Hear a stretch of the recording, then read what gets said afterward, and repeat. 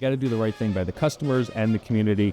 And, we try to do a lot that I want to have that positive impact on the community somehow.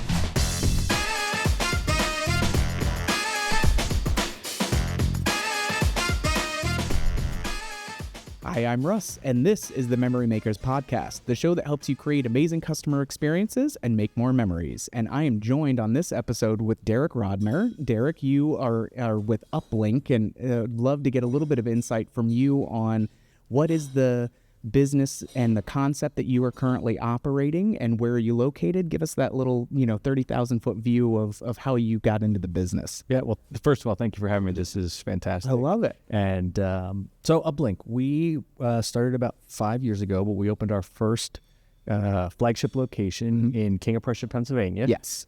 In May of 24. Okay. So we're a little different than a traditional family entertainment center. We focus on sort of three key areas. One is competitive video gaming for kids, so youth esports. Love it. We also have the state-of-the-art golf simulators, so we do leagues and bookings and tournaments around that as well. Fun. And our third sort of pillar right now is racing. So we have racing simulators, high-end racing simulators, and so we run leagues and bookings across all of those things, as well as, parties, private events, and et cetera. I love that. So was there something, or were you just a hardcore gamer and said, gosh, there's something that we could really do with this? Like, what led you to that concept of more of the esports and digital tournament kind of vehicle for your pick your poison? So no, my career is built on venture-backed technology startups. Okay. B2B companies, SaaS, databases, open source, all that kind of stuff, and reached a point where, I was kind of tired of that and was looking to do something that could have some sort of positive impact on the world. Sure. It doesn't have to be at a global level. I'm not at that point, but it can be hyper-local, where we can have some sort of positive influence on the world. My son was a gamer, and I was watching him play video games and watching streamers, and streamers are dropping F-bombs, and he's 10 years old. And I'm like, no, can't watch that guy. I'm watching him when he's playing these video games, and he was getting pretty toxic when he was talking to his best friend online. Not when he was sitting next to him like we are right now, but when they're on a headset, it's a whole different ballgame. There's an anonymity when you have, when you're not actually face-to-face with others. And then through him, we started watching professional esports, and I started to realize that, hey, there's a whole market for this. And there were $50 million in college scholarships last year for competitive video gaming. To go be a tank on an Overwatch team or an agent in Valorant versus a quarterback or a point guard, and I'm like, wow, there's a whole opportunity here, but there's no little league for this. And that was the impetus for Uplink, and that's what our proof of concept proved. I love that. Yeah. I love that. So when we first started getting into the esports, kind of world, the one big thing that I would talk to folks about is, hey, if you're going to do this, it is not you have to really nurture a community, and you really have to ingratiate yourself into the local populace. But not only that, and from a philanthropic standpoint, which you have a phenomenal outreach program that you guys do that I want to talk about, but you really have to look at this, hey, how do I make this the local community, like school community, and be the home field for them to be able to do that, because they may not have the gear or things at their school to be able to have their sports team. And so now you get to be that kind of centralized piece. And so is that something that you've really had to focus on, with working with the school corporations to develop a program? Yeah, sure. So we work with a lot of the local schools. We've actually helped some of them build their own esports program. Nice. And because as it's funny, you mentioned it yesterday when we were talking, but it's a term I use all the time, a rising tide lifts all boats, right? Yes. So if we can help the schools build their esports programs, that just helps us. We become the intramural team, the travel team, the off-season team for a lot of those places. One of the things we found, though, as we were building this was that the parents all come in and stay during practice, because we run it like a traditional sport. We practice twice a week, games on weekends.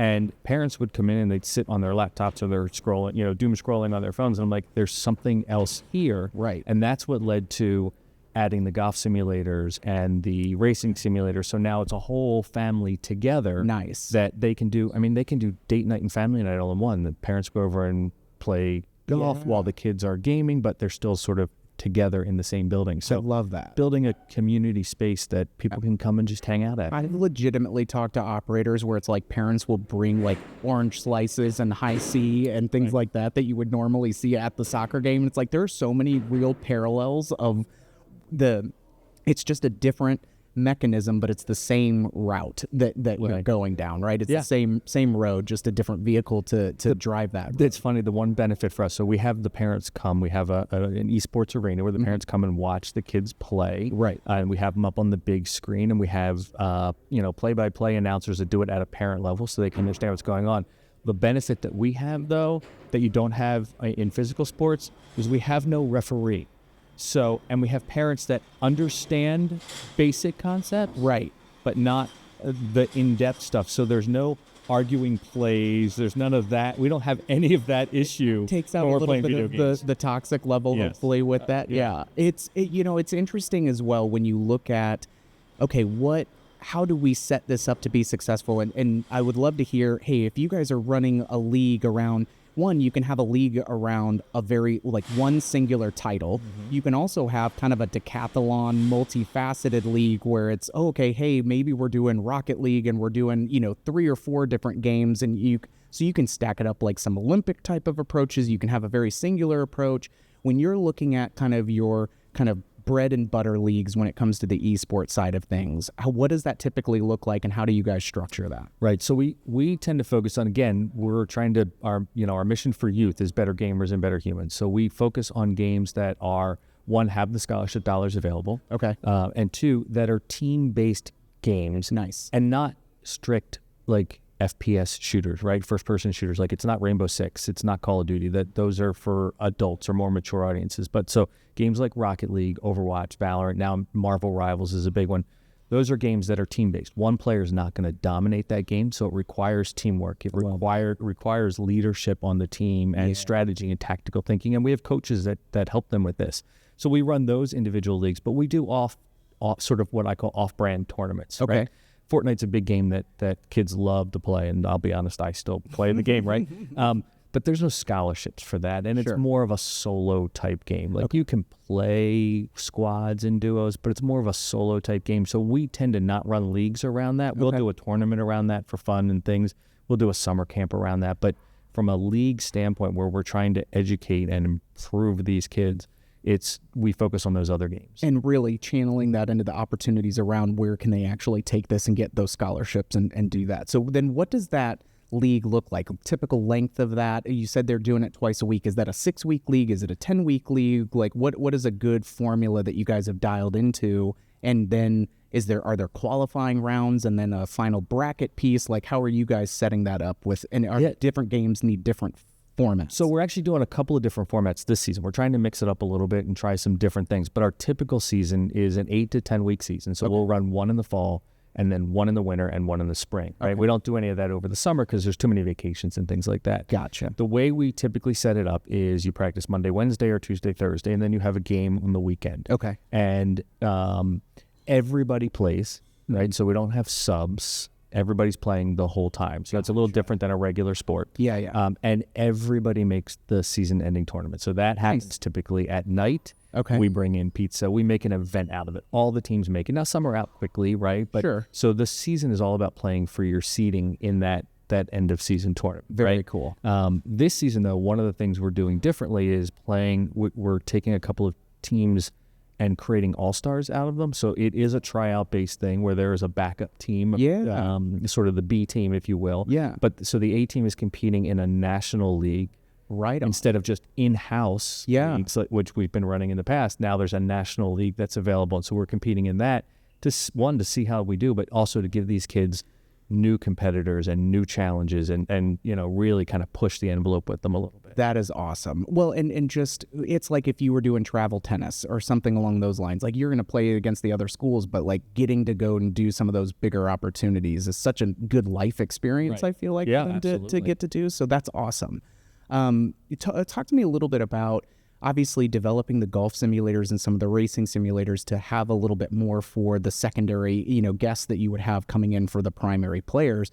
What was that something that you guys did pretty quickly after opening the initial concept? And which came first, the golf simulators or the racing, or was both at the same time? So our proof of concept location's small. Okay. So it was meant to be a 6-month only thing, and we opened right before COVID. Okay. So that ended up lasting, it's still open, but lasted a lot longer. So that space is not conducive to golf simulators. So we added racing simulators. That came first. Okay. But really early on, we saw the need for something else, right? We talk about using technology to bring people together as opposed to have them, scrolling on their phone type of thing, right? So everything we do is very much a technology thing, right? Yeah. Golf simulators, racing simulators, gaming PCs, they're all games as far as I'm concerned. Right. But we started to see now that the golf is its own animal. Okay. Right? Like, so we have people that are golfing. Again, these simulators are amazing simulators. Yeah. The whole platform moves, right? There's different playing surfaces. The whole platform moves to simulate your lie. There's not a lot of places out there that have this type of simulator. So we have our own audience for that. Okay. And we have our own audience for the gaming and the kid stuff, for the regular day-to-day stuff. So sure. Two different audiences that are now appearing. And one of the challenges we're dealing with is we have a lot of things that we offer. How do we get our message out there without confusing the market, without, people going, I don't know what this place is. Right. We have to be laser focused on getting the right message to the right people. And that's a challenge that we have today dealing with. What are some of the different ways that you've gone about doing that? Is that geo-targeting? Is that specific Facebook or social media ad buys? Like, how do you try to draw some of those lines in the sand and make sure you're honing that specific message for that specific? Yeah, so right now, we definitely, when we do our Facebook targeting, we're going after moms. Okay. Schedules are still, it's unfortunate in this world. Mom and dad both work full-time in the house, right? Or outside of the house, but mom still controls the schedule. Mom's responsible for what the kids are doing on a day-to-day basis. And so we target moms, and we target them for the gaming with the messages that we think are important, that we're trying to build, right? It's not about just being a great gamer. It's about all those other aspects, right? The soft skills that we're helping these kids learn. And then for the golf side, what we found so far is that there are Instagram, like dads aren't a lot on Facebook, right? But dads are on Instagram. Okay. And so there's a few influencers in the region that we're working with to really build our brand. And we're seeing some success in that. And then there's third-party booking apps for golf, right? So golf has, Golf Now and all these other little places where you can book tee times at regular courses. Well, now you can do that for simulators as well. So that's helping grow and build our market as well. Groovy. Yeah. So you had mentioned one thing as well, and it's another important aspect of just how are we creating and curating programming and having new and different things kind of pop up and new opportunities for them to re-engage consistently throughout the year. So day camps. So this is something where I feel like any operator, if you're not doing some summer programming where you're having either some STEM stuff during the school year or during summer doing some of these kind of hyper-focused camps. Like I went to science camp, as a kid, and you're like, oh, cool, I get to learn about astronauts, and you're learning how to do stuff by looking at a mirror and doing stuff upside down or what have you. That's still a very real thing on the esports side, because you get some kids that are like, hey, I'm just starting this game. I'm not the best, but I want to get coached up. I want to get, some personal training, so to speak, when it comes to that. What does that summer camp type of a week-long format typically look like? And are you you mentioned influencers on the golf side, like, are you trying to bring in some recognizable influencers on the gaming side to have a little bit of celeb appeal that they may recognize? We would love to do that. We haven't gotten to that point where we're bringing in third parties. We've done it a couple of times to bring in somebody. Like we have a local guy who played for the Philadelphia Union. They're our local MLS team. Right. He played for the EMLS Philadelphia Union and won the first year tournament in FIFA. So he's come in and talked to the kids, right? So that's kind of a cool thing for them. They want to get autographs and things. But our summer camp programming is around sort of 3 key games, Minecraft, Roblox, and Fortnite. And then we have a fourth one that's kind of a mashup of all of them. We are a STEM accredited organization, so every day there's a different learning exercise. Cool.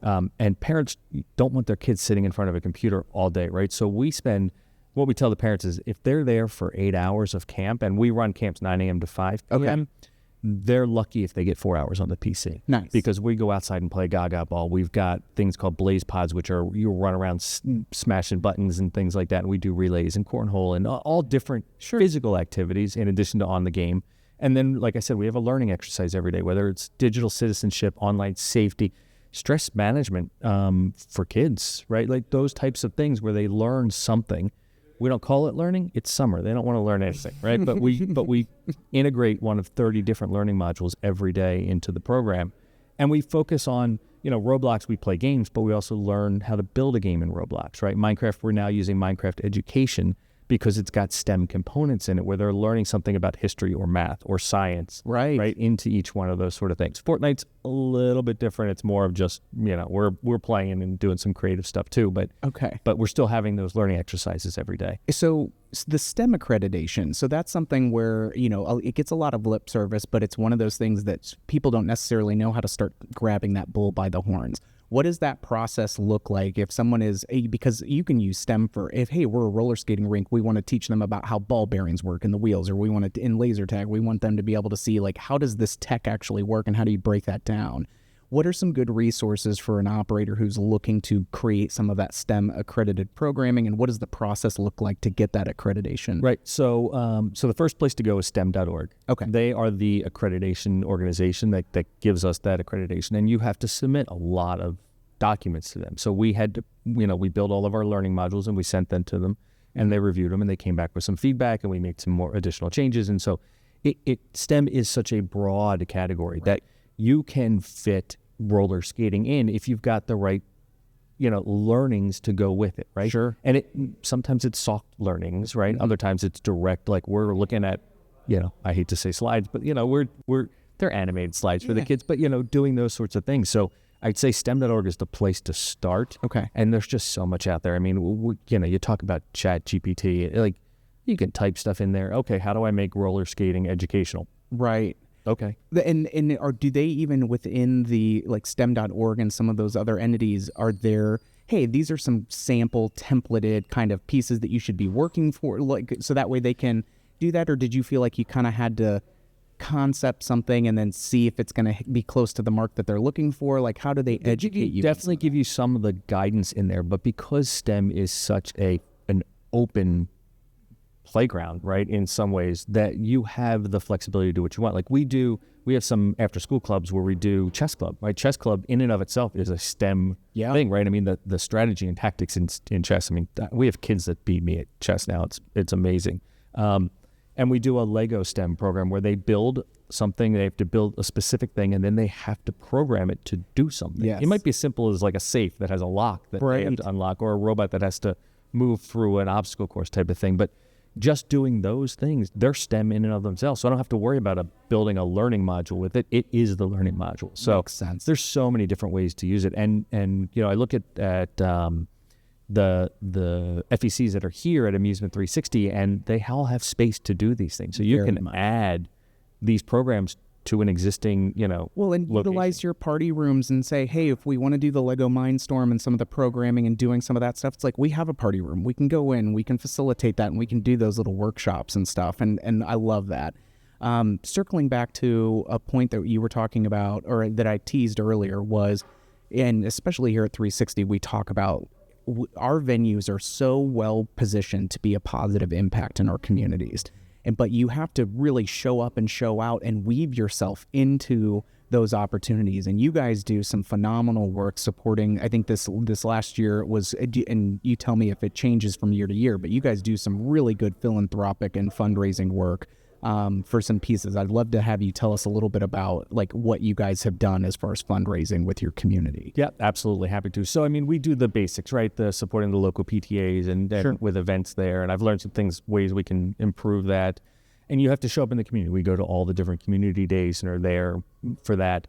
But we early on found a program called Extra Life, which is part of Children's Miracle Network. Okay. And we do a 24-hour gaming event through Extra Life for our local hospital, which is Children's Hospital of Philadelphia. Right on. And Children's Hospital CHOP is what the way we refer to it in the Philly area. CHOP has so much money that comes into them for research and development and everything else. But our money specifically goes to Child Life Services, which doesn't get a lot of funding.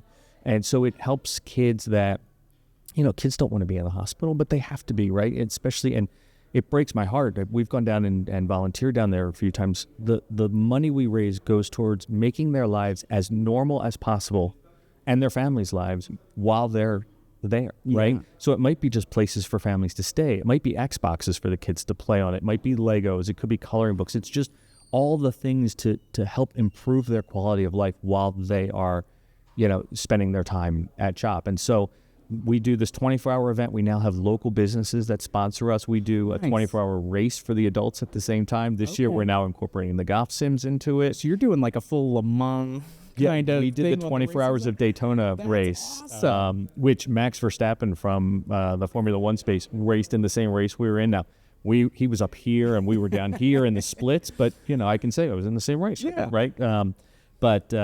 And so nobody games for 24 hours, not the kids. They come in, but they have their parents bring them in at midnight because we do bingo at midnight and we do Just Dance at 2 a.m. and at 4 a.m. we have another Mario Kart thing that goes on. And every penny we raise during that 24-hour period, plus the business sponsors, goes to every single penny. I cover all the credit card fees and everything else, goes right to Children's Hospital of Philadelphia through Extra Life. And last year we raised, our first year our target was $2,000. We did 5. Oh, nice. Right? Last year we did $32,000. That's phenomenal. So we're over $60,000 now for Children's Hospital of Philadelphia. And our target this year is to raise $50,000 for CHOP. And we're going to do it our second week of November. Oh, my God. That is, one, congratulations, and thank you for doing that work. I mean, it's to your point, when families are going through that kind of disruption in their lives, like having any semblance of normalcy or some of the edges softened a little bit to just take because it's so disruptive for what they're going through. And so thank you for doing that. That's absolutely exquisite. When you talk about the racing simulators, is there a certain type or format that you guys have seen where it's like, hey, we really need to have much more of like a NASCAR approach or a Formula One approach? Like there's a ton of different ways that you can do racing simulators. What have you guys found to be really successful as far as which type of racing it is? And are you marketing to the Formula One crowd? Are you doing NASCAR? Are you doing IndyCar? Like what is out there that you've found to be really good? Yes, we do it all. So like, for example, we do a lot of corporate events and holiday parties and team building things. Yeah. And so we will set the simulators up so they run a number of different things individually. They're sort of on their own, right? Okay. When you're doing a corporate event, there's not time to build a whole program around it, right? So you've got 3-4 hours with them. So we'll set one up on the Mount Washington Hill climb with a Subaru WRX, which a Red Bull guy did in under 5 minutes, which is crazy. And then we'll set one up at Daytona with a NASCAR. We'll do one at Watkins Glen with a Ferrari, and then we'll do an Indy car, at Nürburgring or something, just to give everybody a little taste. Right? You want to bounce through all of them? Cool. Try them all out. Right. We, for our league, we actually run a 10-week league. Okay. It's for adults, and every week is a different car and a different track. And we have folks that come in and they're like, I'm a NASCAR guy, and I'm a GT3 guy, and I'm a Formula guy. But we say, okay, but we're doing it all. So we switch each week between an oval and a road course. Okay. And every week's a different car. So it might be a NASCAR Cup car. It could be a truck. It could be a street stock car. It could be a Ferrari, a McLaren, a Indy car.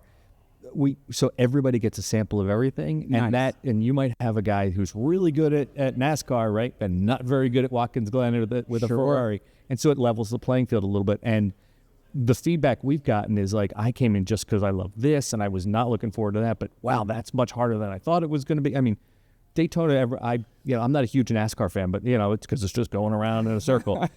But it's really white knuckle stressful when you're 3 wide, bumper to bumper, and somebody just does this, and now you're out of the race type of thing. That's wild. Well, I love that kind of the multifaceted approach to that. Of okay, yes, you may be drawn for this one specific type, but like you're gonna and that we're gonna expose you to different challenges, and so that way there's something then where you may not have somebody who's like a shark that's just going to come in and run a table or do that. And so I love the diversity that you can sprinkle in. When you guys are doing your racing simulators, is there a uniform platform that you're able to have access for all of that stuff? Or do you have to DIY it? Like, what are you guys running with your system? Yeah, so we have Fanatec Racing Sims. That's the hardware, and those things are, really powerful, high end.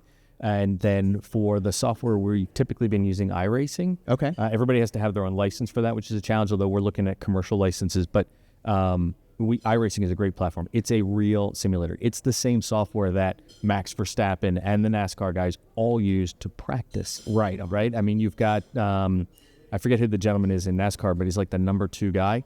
he learned how to drive on iRacing. Right. And then at 16, they were like, we should put him in a real car. And now he's like the number 2 ranked guy in all of NASCAR. It's crazy. Oh, that's so cool, though, because not only do you feel like, one, you get to feel like you're that much closer to an experience or doing something that you love in a little bit of a different way, but having that authenticity available to it where it's like, nope, this is legit like Daytona. And if you've been to Daytona, you're going to recognize the things like the realism that comes with that. Yeah, in paired with the white knuckling of going 3 wide, like that's an emotional connection that they are having to that experience for sure. Absolutely. When you look at, okay, this is what our concept is, what are some of the things that you are excited to experiment or tinker with as you're looking at, what are new frontiers maybe that you want to look at, or new growth that you guys want to take a look at? What's on that horizon of, this would be something cool for us to explore? Yeah, absolutely. So one of the things, we have an arena, right, that is 1,500 square feet. It's got a stage. It's used for our esports. But then when we do corporate events, we've had live bands on stage. We have karaoke. We have a professional trivia setup that we use. But that space has a lot of downtime. Okay. So one of the things I'm looking at right now is just, can we work with local exercise coaches and things to do like Zumba classes during the day, and yoga and Pilates and all those sorts of things. So that's one reuse of an existing space. But one of the things I'm really looking into right now is arena scale VR. So free roam VR, right? Where you put the backpack on and you go into it's basically an empty space. Yeah.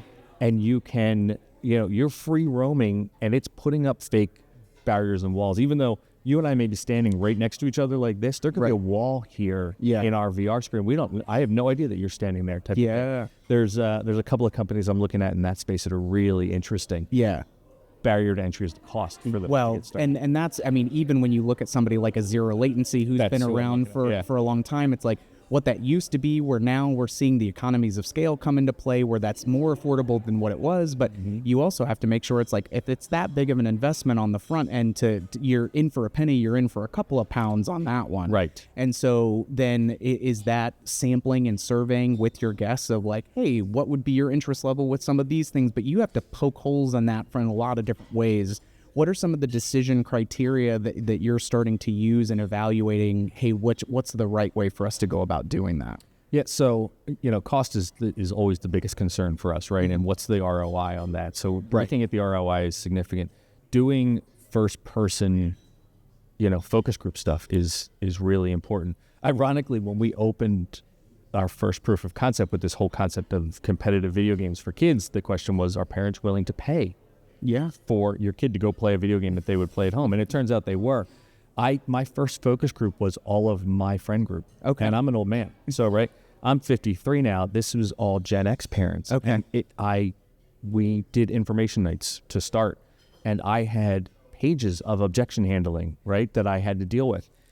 And we got in the room, and I didn't have to do any of it because the people that showed up, they were not Gen X. They were Gen Y, as it is. And they grew up with Nintendo, whereas we didn't. So they were like already sold on the concept. Yeah. It was really fascinating that like my focus group was wrong. I was talking to old people like me, and I should have been talking to the next generation down. So it's important to get the right focus group for that, right?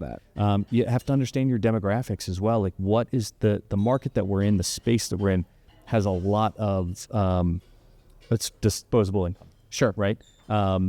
But also we're finding with this newer location that they're very focused on physical activity, parents are. And so this is one of those things that I think would fit well in this space. I don't have, just like anything you do though, I don't have the silver bullet here to say, this is definitely going to be a winner, right? And so then, okay, well, do we cut our teeth with something less expensive to start, like a VR escape room? Right. Maybe we try that. But I'm like, that's totally different. Right. So, clearly you can see my brain going 100%. Like this. I don't have an answer yet. And taking the time to really do that due diligence, though, instead of, not that anybody's going to be flippant when it's a large investment, but you really have to approach it from, okay, well, this is what I'm thinking, but like trust but verify. And there are times when it's like, okay, well, people are telling me that this isn't the thing, but I just know it in my heart of hearts. And it's like, okay, well, every once in a while you'll have some of that stuff. But like, if it's really there, understanding, like you said, what your market is, where's that buying power, who is going to be that, champion for them of like when they are making those decisions. So so many things to always kind of evaluate and try to keep your finger on the pulse of as you're going through that. And it can continually change, especially with the way that the rate of technology can evolve and grow. There's so many cool things here that I saw. That I was like, oh, well, what about this? And what about this? So now I'm actually more confused, right? So now I'm going to step back and go, okay, now let me take another step back and look at what some of those other options are. Sorry, not sorry. Yeah, right. So it's, I think that the most successful operators that I get the privilege of talking with, it's never resting on our laurels and always looking at either one, how do we make this sweet spot of what we're offering better every time and learning and growing from it, but also what is our 5-year plan? Because we know that either there's going to be new stuff that enters the market, and how do we do that? So are there other things besides 360 that you look and go, like, are you going to, other trade show events or other places, forums or Reddit groups or things like that you try to use to get some of the global perspective on something? Honestly, I use a lot of ChatGPT for some of this stuff. Really. Nice. Yeah, this is actually the first time I've been to a conference for us. Right. Like I've gone and exhibited in my prior lives, but this is the first time I've gone to be an attendee and learn. Stuff like IAPA is we're not a traditional family entertainment center, right? So honestly, I sent somebody to the PGA show, right? So that was something that was important for us.